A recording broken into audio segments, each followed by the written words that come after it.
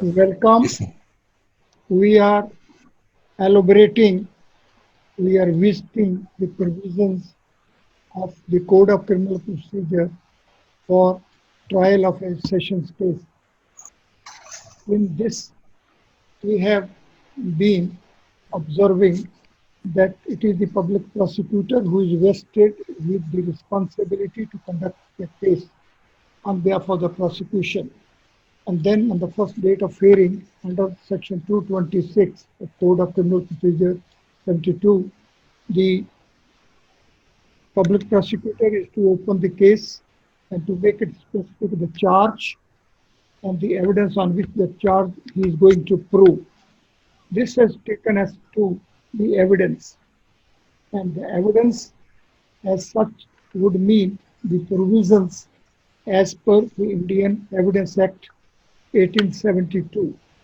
Now, the year 1872 as such takes us back to the Constitution, and it is the Article 372 of the Constitution of India which provides continuance in force of existing laws and their adaptation.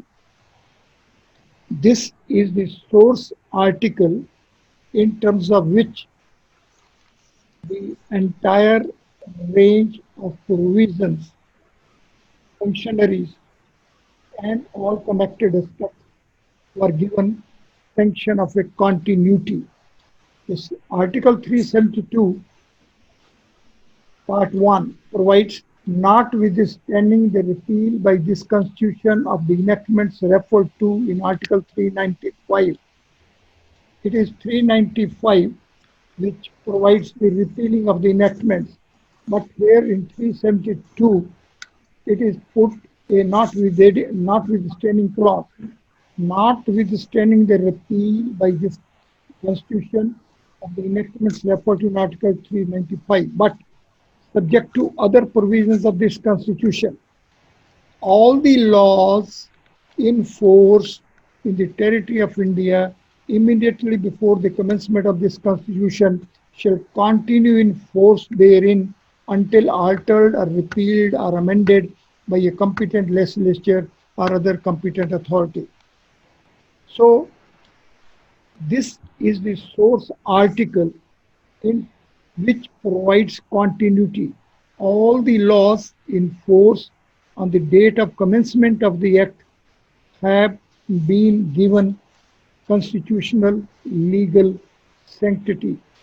Therefore, it be taken as that as if despite the Constitution of India, there was a continuity. It is a big achievement. To maintain continuity with the past is a big achievement of the Constitution. Anyway, now let us see that this Article 372 is there. There is a continuity. And this continuity takes us back to what? The Government of India Act 1858. It was the Government of India Act 1858 when the powers of the East India Company were taken over, and there was a direct UK Parliament coming in the seat of power. East India Company as such was replaced by the UK Parliament. This Act, Government of India Act 1858, takes us to the history. The history is our first independence war of 1857. Now, it is in the background of our independence war 1857 that UK Parliament had taken over the powers of East India Company. Therefore, the Indian independence war values were flowing in, and also the UK Parliament legislative as sovereign legislative of our country was also having its force. These two currents, these two streams of values were in flow, and therefore we, the students of law, have to be ever conscious as to the values and the systems prevailing in India having their roots. It is this background which is to be kept in mind while we will be referring to the provisions of Indian Evidence Act 1872. Now, this Act 1872, Indian Evidence Act 1872, in its section 2, gives the definitions. And the definition of evidence is given. Now, it is mentioned evidence means and includes. Evidence means and includes. So, this is to be seen not only a simple language word which is normally to be taken as per its meanings, but it is here that this word evidence has been made as a reservoir, and this reservoir includes, as is given in 2.1, all statements which the court permits. So, court permission for the statements are included in this reservoir or requires to be made before it by witnesses. In relation to the matters of fact under inquiry, such statements are called oral evidence. Now see, all statements which the court permits or requires to be made before it by witnesses. So there can be set of statements which are not to be made by witnesses. Means what those statements would be? Those are the statements which take us to section 226 of the Code of Criminal Procedure. The public prosecutors opens the case. This opening becomes an opening statement. So this statement to be made by the public prosecutor at the initiation on the first date of hearing of the trial itself will become a statement permitted by the court. Now this statement that way becomes the first powerful reservoir. This statement can be used as an evidence, and then the further statements which defense counsel will make or which admissions will be made and all that, which are not in the form of the formal witnesses.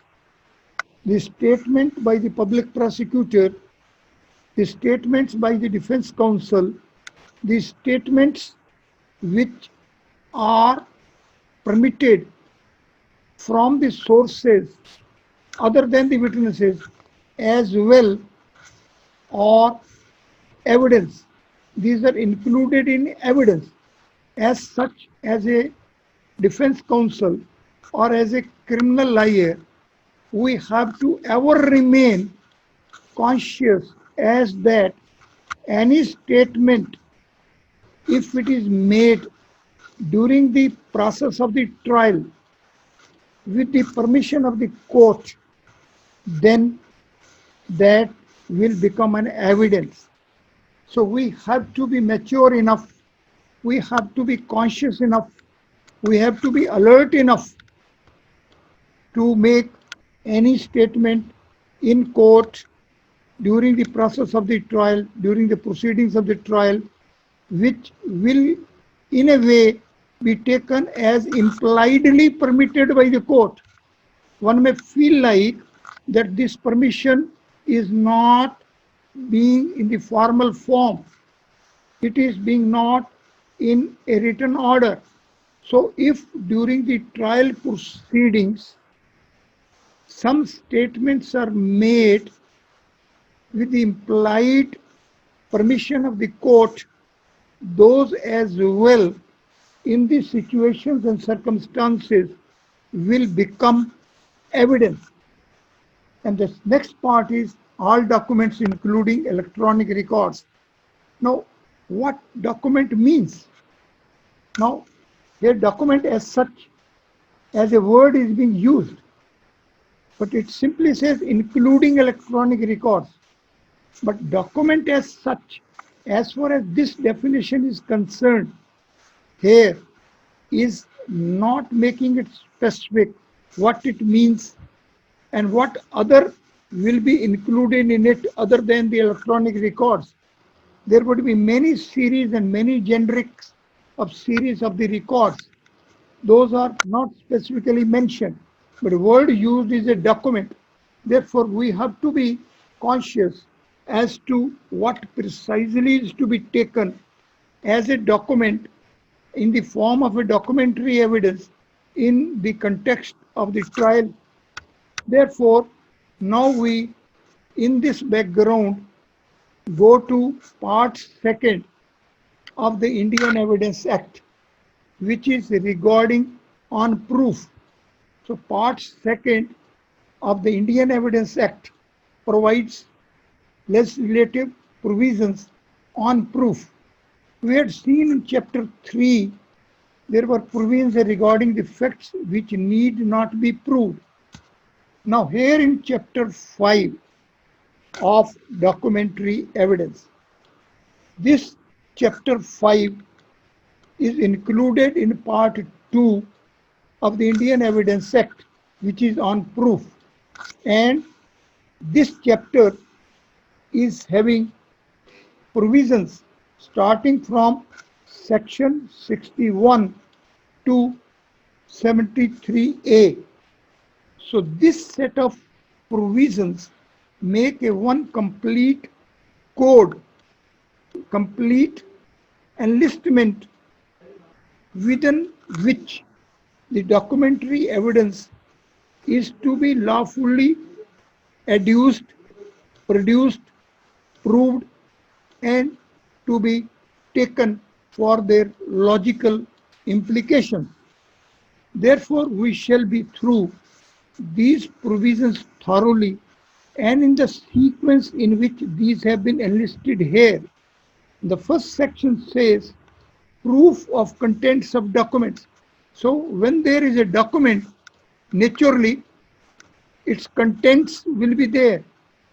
How to prove the contents of the documents is the aspect which has been specifically taken up here in the Indian Evidence Act. Therefore, we should be thoroughly face to face with this mode of proof of the contents of the documents.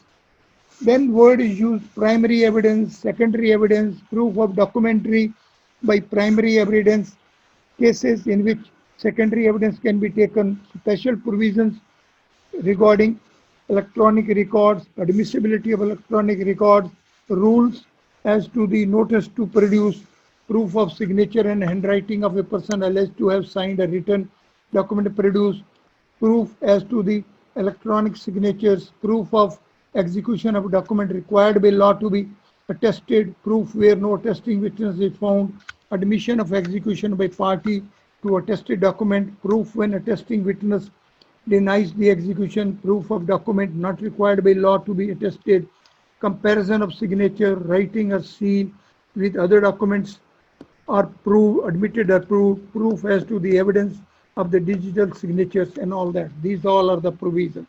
Now let us be face to face with section 61.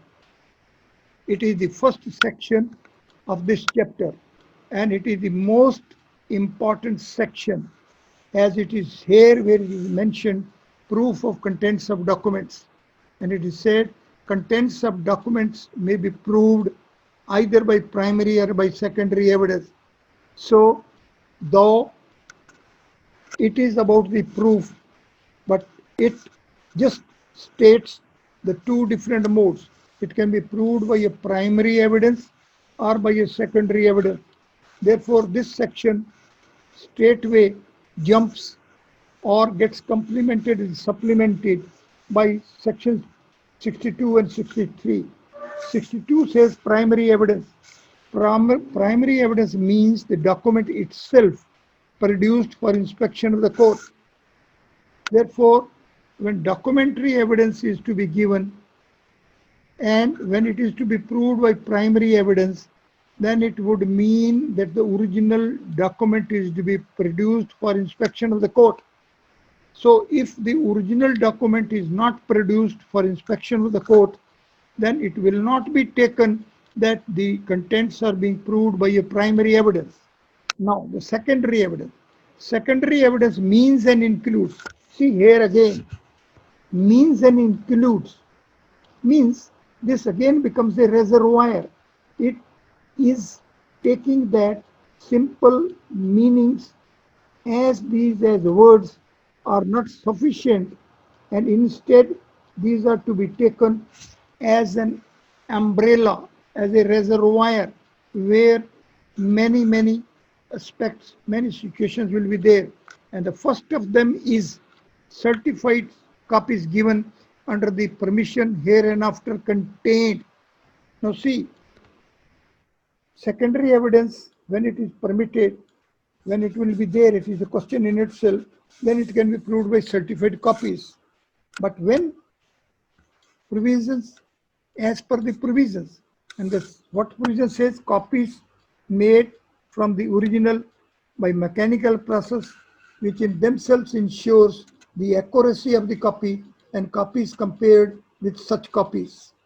Now, see, if there is a mechanical process, that would mean that copy from the copy itself can be made, prepared, but the condition is copies compared with such copies. So if some mechanically copy is prepared, then in fact it is taking us from copy to a copy. But we have to go to the original. Situations will arise when original is not available, or original is in such a condition and in such a position that it itself cannot be produced. Then copies thereof. And once copies are there, then copies of the copies as well, in certain situations and circumstances, will become the secondary evidence. Then again, copies made from or compared with the original. Then counterparts of documents as against the parties who did not execute them. Then oral accounts of the contents of a document given by some person who has himself seen it. Now see, the original document may have been lost, but that might have been seen by someone, and then his oral accounts also, in these circumstances when secondary evidence will be permissible, will be taken as secondary evidence, and it will be the proof of the document concerned. Then many illustrations are given here in 5. A step ahead, see, these are illustrations. Then we go to 64. Proof of documents by primary evidence. As it was said that documentary evidence would mean primary evidence or secondary evidence. Then we have reached at the definitions of a primary evidence and also at the secondary evidence. Now here, proof of documents by primary evidence. Documents must be proved by primary evidence except in cases herein mentioned. So here is a legislative clause. All documents are to be proved by primary evidence, unless and until those are mentioned cases. Therefore, the first rule is that document is to be proved by the primary evidence, means the original document itself. Therefore, in a trial, every attempt is always to be made to see that the original document is proved. The contents of the original documents are to be proved by the original document. So production of original document as such is the first rule accepted under the Indian Evidence Act. 65 says cases in which secondary evidence relating to documents may be given. So this again is the legal sanction. Once particular document comes within the category of the situations mentioned in section 65, then it will amount to an entitlement of substitution of the primary evidence by the secondary evidence. And if the secondary evidence is led, then it will be taken as a complete proof. Therefore, when the case is to be brought under section 65, then it will amount to earning a right to lead secondary evidence. So to earn a right to lead secondary evidence is the biggest right of the parties. So situation said secondary evidence may be given by the existence, condition, or contents of documents in the following cases. See, three words are used. Existence, document was existing. Then what is the condition at particular point of time? Then what are the contents?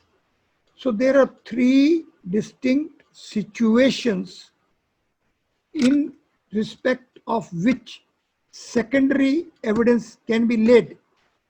But this secondary evidence can be led only if the situations mentioned, cases mentioned, cases categorized in section 65 are there. And first is when the original is shown or appears to be in possession of some position. Therefore, I am not proceeding further. I'm just stopping here. And from next session, in the next session, we'll be taking up section 65. This section 65 in reality of our life patterns and in practical situations is the most frequently applied section. Most of the evidence, for many reasons, is to follow in a secondary evidence category. So what secondary evidence is, in which cases and situations the secondary evidence is permissible, how the secondary evidence is to be given, how the secondary evidence is to be interpreted, how the secondary evidence is to be taken as a complete documentary proof under the Indian Evidence Act. And once it is a proved document, then it is to be taken as part of the evidence led, and same is to be interpreted as to which aspect, which ingredient, which fact stands proved in terms of such an evidence. Therefore, read section 65 onwards, and we will be visiting these provisions in the next session.